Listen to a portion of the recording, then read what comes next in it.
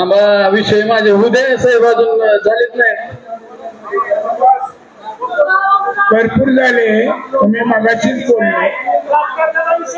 हो, 2 मिनिटं. थांबा, विषय माझे उद्या साहेब अजून झालेच नाही. भरपूर झाले, तुम्ही मगाशीच बोलले. हो, 2 मिनिटं.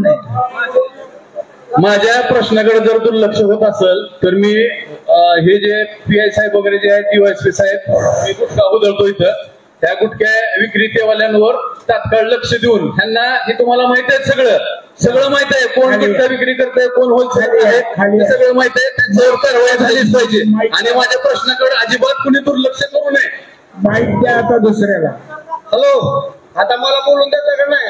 नंबर थांबले.